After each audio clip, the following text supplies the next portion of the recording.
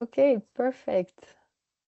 So good afternoon or good day, because we do not know from where you are joining.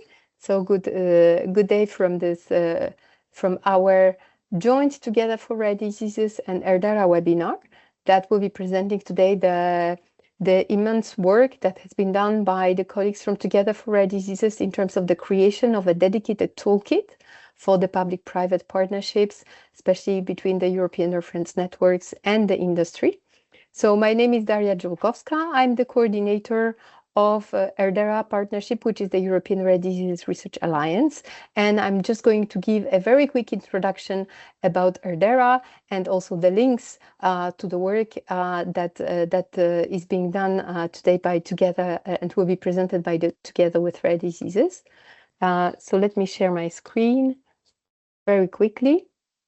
So I just wanted to give you an insight about what ERDERA is. So ERDERA is a partnership that is co-financed by the European Commission. It's a program that is structuring the rare disease research ecosystem in Europe and beyond. We have more than 170 partners that are spanning through the funders, patient organizations, research organizations, hospitals, infrastructures, as well as industry and small and medium enterprises.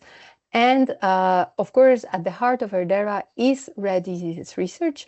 And this is very much also connected with the work that is being done by the European reference networks, as well as public-private partnerships. So I'm not going to give you the description of everything we do in ERDERA, but I just wanted to attract your attention to a few elements. So what you can see here on this picture is what we call the House of ERDERA. And here in the middle, you have what is at the heart of ERDERA, which is the research. So on one hand, we have the competitive funding, different funding schemes. And on the other hand, we have what we call the clinical research network, and which is very much linked also with the participation of the European reference networks. And all this research and all the activities of ERDERA are aligned with three main goals: the acceleration of diagnosis, the acceleration of therapeutic development, as well as better measurement of the impact of rare diseases on patients, families, and society, to be able to improve the quality of life and to improve policy making. So a lot of work of that is being done through the Clinical Research Network.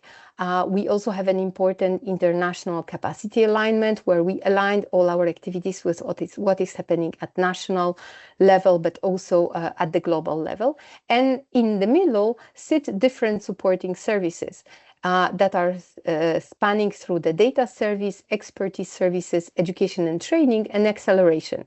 And I want to attract your attention to two elements here: the expertise services, where we have dedicated expertise that may be dedicated to the mentoring, but also to the translational potential, to enhancing of the translational potential, as well as the acceleration of the clinical trials and innovation in clinical trial methodologies.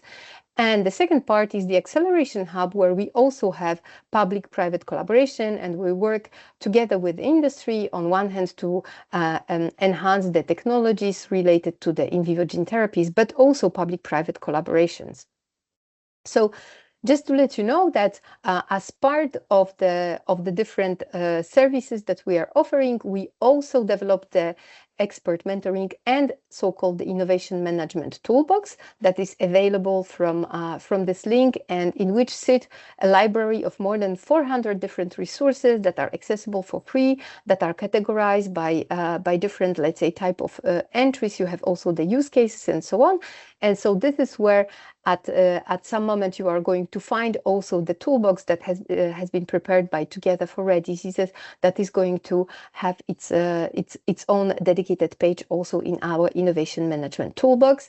And the last thing I wanted to mention is also that since we are talking here about public-private collaborations, but also clinical studies, we also have a dedicated toolbox that is more focused on the clinical trials and methodological support.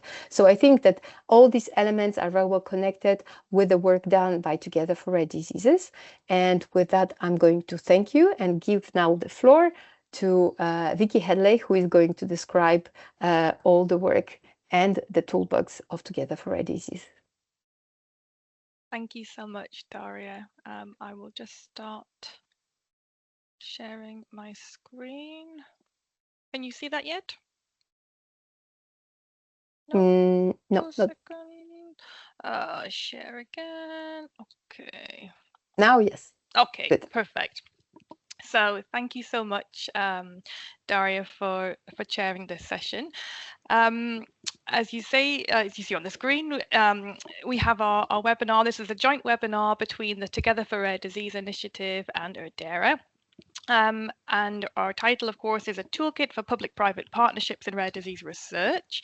For those who don't know me, I'm a policy manager at Newcastle University, not Rare Disease University.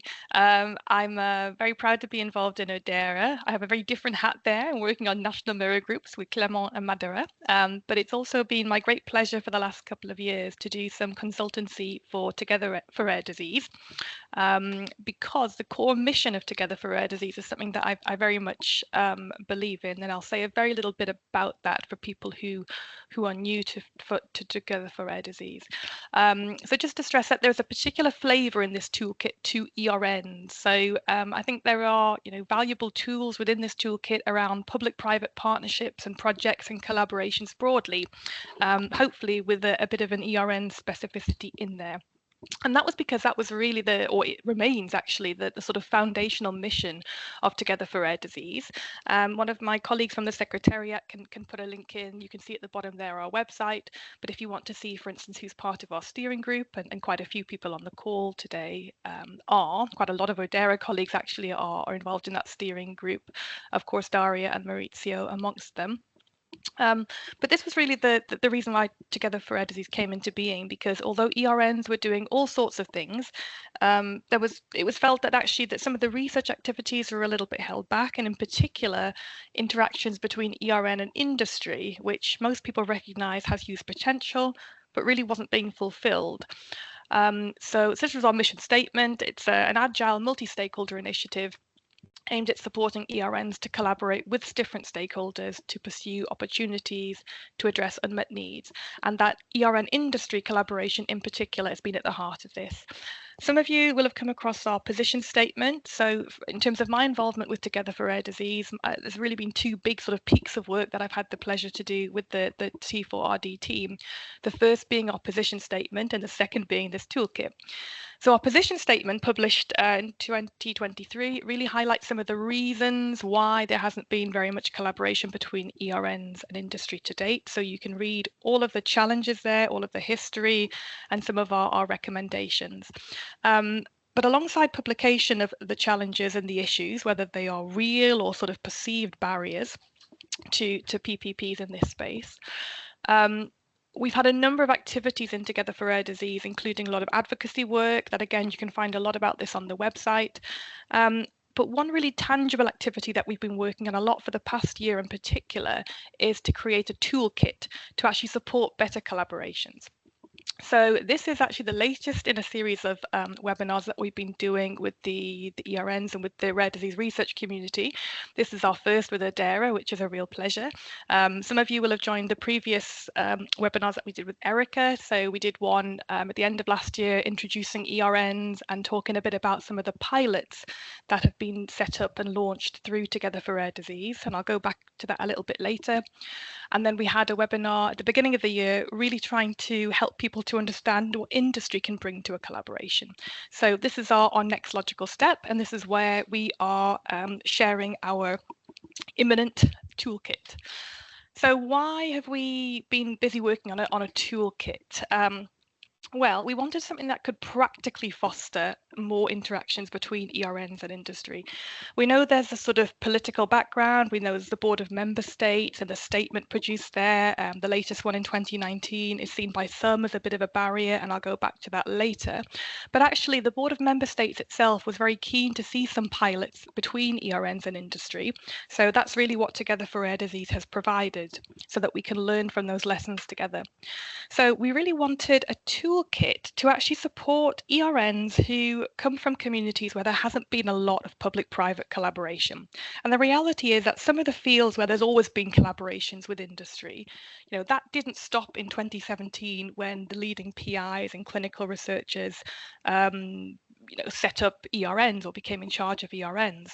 So those communities continued to have those interactions, just kind of behind closed doors, and people weren't really sharing what they were doing or wanting to do.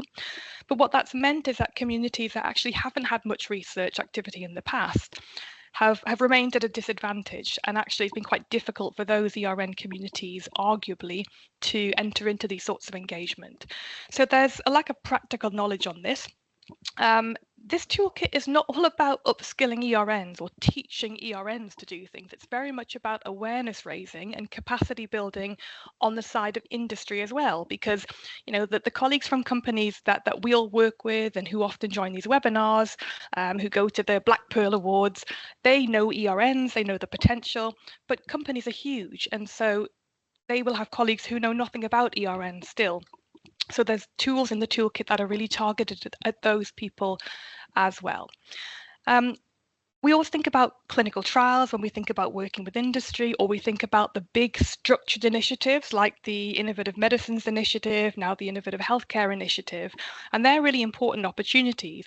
But actually, sometimes people struggle to think, well, what else could industry and ERNs do together? What kind of needs, unmet needs, could we be addressing? So these are the sorts of challenges that we set out to address. We did quite a lot of consultations last year, 2024. We did brainstorming workshops with researchers, academics, clinicians, including, of course, ERNs. So all of the people joining the final meeting of the EJPRD were invited to participate. We had dedicated online workshops for industry. And of course, we covered this topic in all of our steering group meetings in Together for Rare Disease. So we tried to think about what kind of tools would go into a toolkit. And you can see here our beautiful, colourful, post-it board, and we had mirror boards and things like this.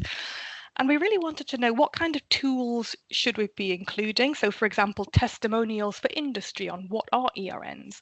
But we also wanted to hear from our community what exists already, because a really key central pillar on which this toolkit is founded is that we're not seeking here and are not seeking here to reinvent the wheel.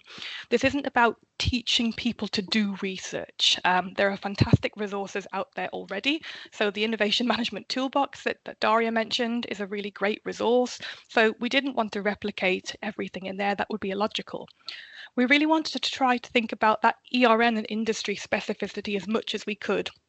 And try to create new tools where we felt there was a need, a gap, but also just point people and signpost people towards existing things where they served that purpose. So that was our mission. So the toolkit itself. So you'll be able to visit the website, and I'm sure the colleagues can put the links to all of this on there. And you'll find what we call the heart of our toolkit, which is our master document. So if you think of the toolkit as a tree, this is really the central strong trunk of the tree. And then we have, or will have very soon, 11 beautifully formatted tools kind of coming off that tree. The master document, I won't show it on the screen, but I will show a couple of the tools in a second, just to give you a flavour of what's there. But that master document begins with a more detailed and better summary of what I've just explained there, which is why we wanted to do a toolkit, who it's for, what were the kind of core principles involved, and the methodology behind it. And then we present links to the 11 tools in that middle.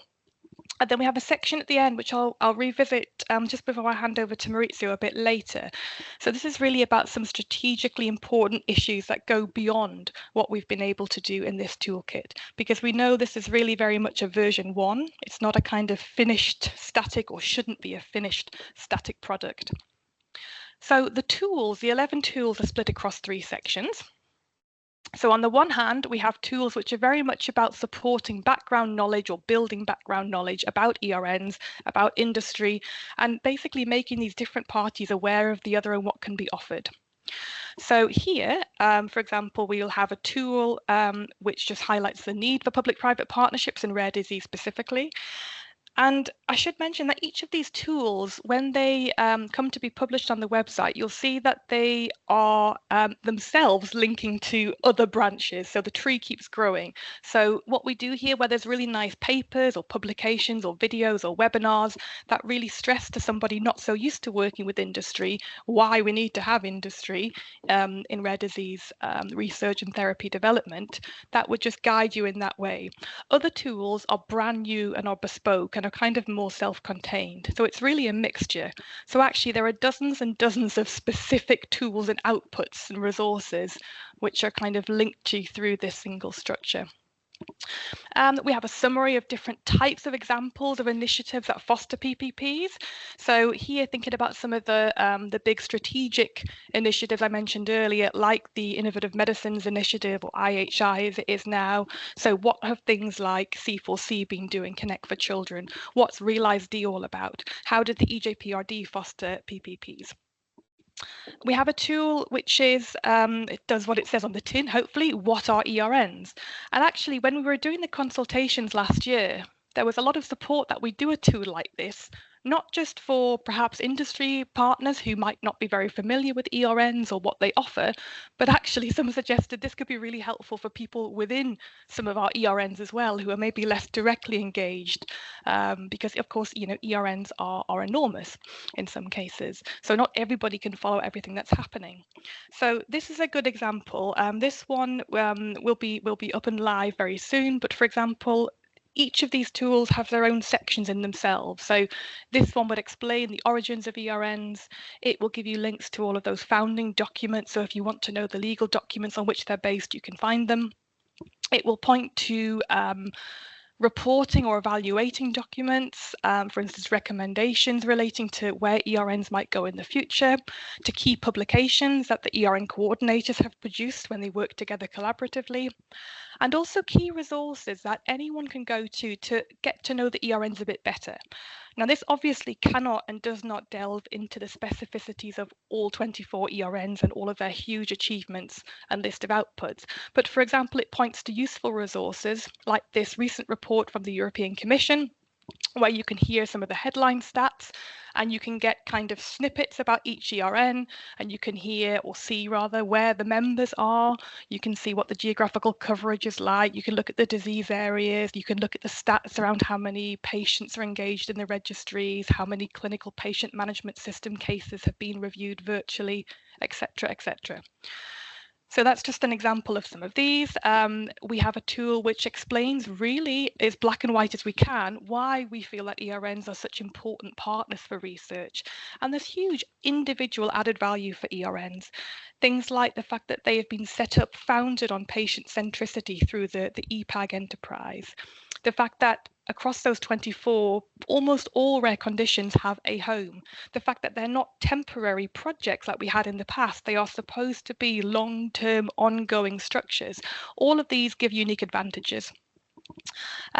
We have a tool presenting a little bit about the needs for industry, including some, some new resources, for instance, from ERDERA about what can industry bring to a collaboration, what are the realities, because we know that for industry and academics, for instance, we often have quite different perspectives on what we want to get out of a piece of research, and we have different needs and different bottom lines. Then we have a section which is really about, okay, you've decided you want to work together. How do you come up with a strong kind of research question? How do you decide what you really want to do? What sorts of projects and collaborations can ERNs and industry really work on together? So here we have, of course, front and center are the summaries of the 3 Together for Rare Disease pilots. I've got a slide on those in a second. We also have a tool where we build on some of the case studies that we researched for our position statement, because collaborations between groups of clinicians, groups of researchers, and industry have been going on for a long time in the rare disease space. So, for instance, you have groups like TreatNMD, really started a lot of this work in this space. You've got the pediatric cancer field, have had various initiatives like Accelerate, like the ITTC consortium. In France, you have the Proof of Concept Club, where researchers come and kind of pitch their research to companies. So this kind of activity has happened in rare disease in the past. So we wanted to try to summarize some of those learnings as well. And then tool 8 is really interesting. This is really about, possible projects or activities beyond clinical trials, beyond IHI, IMI projects, things that industry and ERNs could do together. Section C is really about how you get that practical collaboration up and running. And this section of the toolkit is very much fed by the experiences of the first 3 pilots, which have been kind of spotlighted and supported by the Together for Rare Disease Secretariat. So if you visit the toolkit section of the website today, you'll find that master document there, and you'll find the first 2 tools up and running. So what we've chosen to do to try and build a bit of anticipation here, because this is quite a huge resource, is to treat this a bit like a Netflix series and to give people a taster. So rather than dropping everything all together, we're dropping a couple of tools at a time, and that way we can really spotlight them and showcase them and give them some space on social media. So these are the first 2. So these are really very much connected to those 3 pilots that I mentioned. Very briefly, just to give you an idea of the pilots, so we have the Rhine project, which involves the ERCnet, Oxar Europe and Novo Nordisk, and this is all about unlocking the potential of different registry data for a condition called PH. We have the ERN bond involved with Sanofi in an osteogenesis imperfecta focused pilot. This is all about understanding disease burden, using cross-sectional data, measuring the impact of disease on patient activity and quality of life. And then the third pilot to launch, and I haven't put these they're not in a particular order here. This involves the ERN EuroBloodNet and Takeda and other key partners. And this is looking at a rare condition TTP and is all about trying to improve diagnostic pathways, for instance, using algorithms for early detection. You can already find a bit more about these 3 pilots on the Together for Rare Disease website. We've got a slightly longer summary of what's going on. And as I say, we have a tool dedicated to these in the toolkit coming up very soon. Oops, I'll just move that away. Okay, so tool 9 is one of the tools I mentioned, which is really brand new. So if you're interested in these pilots, this is really the tool that you should have a look at, and that should be available for you to access now. So this is the experiences and learnings from the first ERN-industry pilot supported by Together for Rare Disease. So I'm not going to go through the whole document, but just to give you a snapshot. We start by telling the story, and these were really based with interviews with key experts working on each of the 3 pilots. So we talked through a bit about how these collaborations began, and this is quite an unusual one because actually Together for Rare Disease issued a specific call way back in summer of 2022 for proposals. So it was kind of a situation where people came together, they maybe knew they wanted to do something, but they didn't have a deeply specific research question or project plan in place. So it talks through those experiences of coming together and what people thought they might want to do. We talk about the experiences of actually trying to come up with a more specific research question. We highlight the strengths and the added value of these pilot projects because they are pilot projects. Things don't always go great in a pilot project. And this is really the first time that we tried to have interaction between industry and an ERN explicitly like this. So I think there were some real achievements in terms of people figuring out how to work together, how to build that trust, how to build that transparency. And then we had an awful lot of learning lessons. So if I just go back up to the start again, not quite that far, we've grouped some of these learning lessons, and each of these little sections talks about, insights and quotes from the different pilots. So there's some of these things are obvious on paper, but actually if you drill down to the detail, they're really, really important, and they can be the difference between a really successful project or not. So we have, the importance of that robust co-creation process, of avoiding assumptions around public-private collaborations. So, a classic assumption is that we often think that industry can only bring funding. That isn't always the case. Industry can bring many skills and expertise as well. There are some really good points in here, I think, about experiences on, how you keep things moving forward, on keeping to track the difference in terms of prioritization and agendas for, our busy clinicians and our researchers and our busy champions in industry who are trying to get all of their colleagues and get all the ducks lined up in a row to really make these things happen. So this is the This is the longer learnings lesson. We then, out of that, tried to distill a series of recommendations. This is a shorter document, so if you've only got 5 minutes, this is a good one to have a look at. So this doesn't really highlight experiences in one pilot or another, but it comes up with some recommendations around these different stages, from initiating the collaboration really to getting, legal teams involved. And there's advice in here for ERNs. For instance, for ERNs, really think about the fact that the company you're working with, yes, they're going to have a bottom line. They have to, have a return on their investment, but often the companies working in rare disease have a broader vision about improving the wider rare disease ecosystem. It's not all about giving an unlimited grant or developing and selling a product. Equally, for industry, the reality is that often ERNs are going to need to publish, and having publications and peer-reviewed publications will be really important to them. ERNs accept that actually the industry partner is going to want to hear your voice as well. So you're going to help shape the research question. They're going to want to hear from you what you think is going to work and what's not. Make sure that actually if the company comes to you and they want to work in a particular condition or subset of a condition, or they have a particular research question that's not really in line with your ERN's priorities or abilities right now, then be really open and honest with that from the start. So there's some really, I think, useful insights in there which have really come out from those first pilot experiences. Okay, so what's next? In the last 2 or 3 minutes, I mentioned that we very much see this as a version 1 of the toolkit. So over the coming days and weeks, you will see more and more social media posts from Together for Rare Disease in particular, but it'll be great if we get that collaboration going with ERDERA and we kind of share these across the two large structures to introduce you to these new tools as and when they come online, and you can digest that. But still, there are things that are missing. When we had the consultations last year, we had, for example, quite strong support from some quarters, but actually very, not strong from others, to say that we need to create some sort of legal tools. So not exactly standardized contracts for these sorts of collaborations, but actually could we share some kind of model consent clause for particular types of interaction, for instance, relating to registry data or working on making registries more fair. We didn't delve into that, and I think it's something that it would be great if somebody does move into that space. I mentioned that there are these barriers still, which are, sometimes perceived barriers.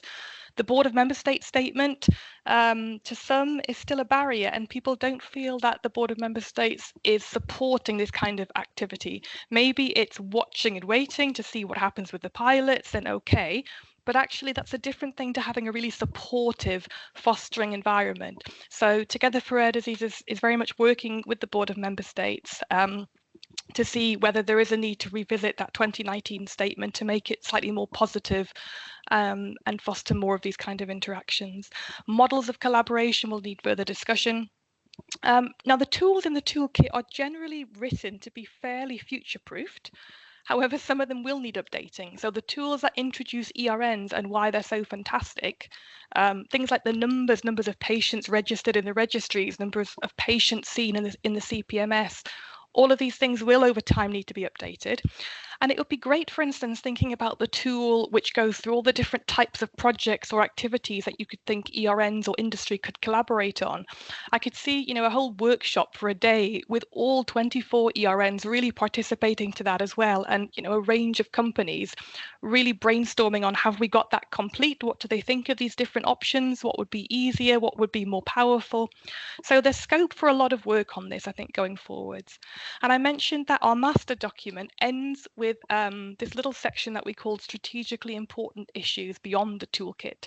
There are some big things, again, which somebody somewhere needs to be looking at. So it may be that we need a more clear definition of what constitutes ERN-industry collaboration. So just as we have quite a specific definition for ERN publications, actually, maybe we need something quite specific here for ERN industry collaboration. I can say more about that later in the Q&A if there's time. We know that actually a toolkit's great, but you also need some in-person, ideally, events or opportunities for ERNs and industry to really come together. So this kind of forum idea, a forum for exchange of information or collaboration. And then thinking to the future, you had this role that Together for Rare Disease has played in all of this, in fostering these pilots, but actually, do we need or would we want some sort of trusted third party to support these interactions going forwards? So for me, I think at this exciting point where the toolkit is partially available already and is going to continue to roll out over the coming weeks, I think it's really interesting to think about which bits of this really might align with different advances and different goals and objectives under ERDERA. So we've already heard that actually ERDERA can provide a home for this toolkit, which is fantastic. So I think we'll hand over now to Professor Maurizio Scarpa, who is going to give us, I think, some thoughts and some reactions to the toolkit as it stands, but also maybe think about where potentially he could see this going from an ERN perspective. So I'll pause there. So thank you very much. Thank you very much, Vicky. I'm Maurizio Scarpa. I'm the coordinator of the European Reference Network for Metabolic Disorder. And first of all, before telling a little bit my impression regarding the Together for Rare Disease Toolkit, I want to congratulate in particular to Vicky, because I mean, every time she's explaining something, she's so clear, so perfect, competent, and passionate. And I really admire the way that she's conducting these projects and describing these projects, which are really making the path for the future of a field like rare diseases, which is incredibly difficult. So thank you very much for the introduction to this toolkit in such a clear and exhaustive way. So for this reason, I will not speak very much about the toolkit because it was very clearly done already. I want just to create a sort of scenario where the ERNs can play a role and why we should need and we needed a toolkit. First of all, regarding the field in which we are operating, which is a very difficult field, the orphan drug development, the rare disease field, it's one of the most difficult in my opinion, because I mean, we have many conditions, over 8,000 according to the classification. But the major problem is that for 95% of our patients, we don't have any treatment. And this is, of course, a nightmare that we physicians have every time that we make a diagnosis. And the diagnosis sometimes taking years, and the patients are indeed traveling throughout an odyssey between finding a diagnosis. And most of the time, for more than 90% of them, we don't have any treatment. For this reason, in order to fill up this gap and these significant inequalities with respect to other fields, we really need a robust and supportive ecosystem for research and innovation. And the interaction between public-private, between industry and academy is really a prerequisite for successful drug development. And it is really by sharing the risk of innovation in this high unmet need area, the cost of infrastructure, the work that is required to make relevant scientific discoveries, and the expertise and the large data set regarding these rare diseases, that the collaboration is particularly important. And the collaboration with industry is extremely important to improve the ecosystem and to really to address, as I said, the care gaps that we are facing every day. For this reason, the public-private collaboration is important also to create innovation and to exploit the innovation and the gold moment that we are technologically speaking, because now we have really technologies that can speed up from diagnosis to treatment only if we have data and only if we have all the multi-stakeholder collaboration that we really need. So the toolkit is really aimed to stimulate research and development in these rare diseases. It is also leveraging the development in area where the data are needed. We don't have to forget the potential of artificial intelligence, of personalized medicine, of new technologies. And the most important thing is that we need to innovate and adapt design to create a broad concept of evidence and and innovation. And for this, I think that it is important to remember that we need to increase the competitiveness of Europe, especially for research and development investment. Let's say that from 2001 to now, Europe has witnessing the decrease of research and development investment from 41% to 31%. And the political and the situation that we are living now is really scary. I mean, we have an uncertainty in different fields in terms of development, but also in therapy access, in production, in clinical trials, in design clinical trials, and in the efficacy of clinical trials. So for this, I think that we really need to create a partnership, a very strong partnership with the private and the public partnership in order to overcome this problem. And here the ERNs are coming. As you have heard, the ERNs are, in my opinion, and probably I have a conflict of interest because I'm a leader of that, is one of the major success that Europe had in public health. It is really the demonstration that working all together, we can really put this patient in the center. We can really study what are the needs of the patients and how we can help the patients in overcoming the burden of their diseases, and not only of the patients, but also of the caregiver. And the success was also how when we saw that the number of specialized units in Europe was incredibly big. I mean, we have more than 1,600 different healthcare providers from Cyprus to Norway, divided in 24 ERNs and coordinated by 24 coordinators and supported by numerous patient advocacy group. So, I mean, this task force is really a task force which is incredibly useful to give to industries all they need in order to improve and to contribute with drug development. First of all, we can generate data regarding natural histories. We can find patients, proper patients for trials, for clinical trials. And of course, we have all the technology and the multidisciplinary teams in order to understand whether the therapy that is under trial will be significantly having an impact on the rare diseases.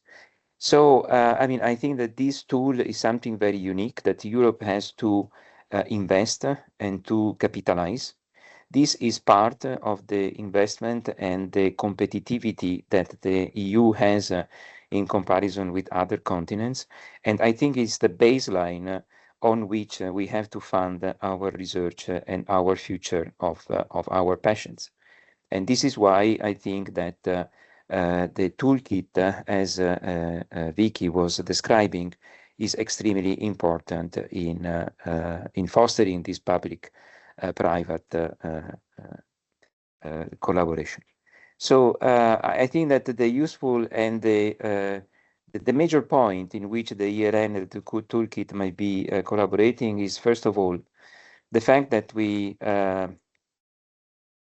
can invest on the practical knowledge of the ERN with collaboration with industries. There are, of course, some providers that are not used to work with industry. The toolkit might really help in that. It can help to make collaborative activities. We have seen the 3 pilots that have been already launched. It can also foster the understanding between partners and how to overcome probably unspecific or unrealistic expectation. I mean, the toolkit itself is able to drive the collaboration and to drive the project through different steps that is giving reality to the project itself. It can improve also how to collaborate and how to generate even the natural histories of rare diseases throughout the use of registries. You remember that the ERNs have registries in which we are collecting valuable data in order to really create the natural history of the disease in order that the drug can be tested and see whether we are changing the natural history of the disease. And of course, it is also important to make a sort of matchmaking between the different academies, the different groups, and the potential industries that are developing a drug.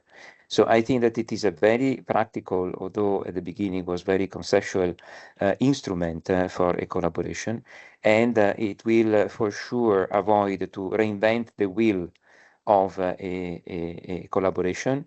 And in particular, it will be of benefit between a better knowledge of the ERN potential and the capability of industry in order to help Europe to be more competitive and also to the patients to have a better and a more numerous possibility of therapies. Thank you very much, Mauritius. Thank you, Vicky, for this extensive presentation and a description of how important it is also for the European reference networks. So for all our participants, we have the possibility to use the question and answer chat in case if you have any specific questions. For the moment, I don't see, but I'm looking also at what is there. So you have in the published ones, you can also see the link to the toolkit, the link to the Together for Rare Diseases. And if you have any questions, please don't hesitate to ask them in the Q&A. And if we don't see anything appearing there, we are going to finish the webinar. The recording will be available in the coming days through the different channels. And in any case, it will be always also available for all the registered participants, but it should be publicly available hopefully within this week or at the latest next week. And then of course the toolkit will be enriched, as mentioned by Vicky, through the different tools, as well as we hope to host it in the Innovation Management Toolbox of ERDERA also very soon. I don't see any specific questions on the chat, on the Q&A chat. We must have been clear. That's always good. That's very good. In that case, I propose that we close the meeting. Thank you all for your participation. Thank you for being with us today, and well, have a nice end of the day. Thank you very much. Thanks, everyone. Bye. Okay, Bye. bye.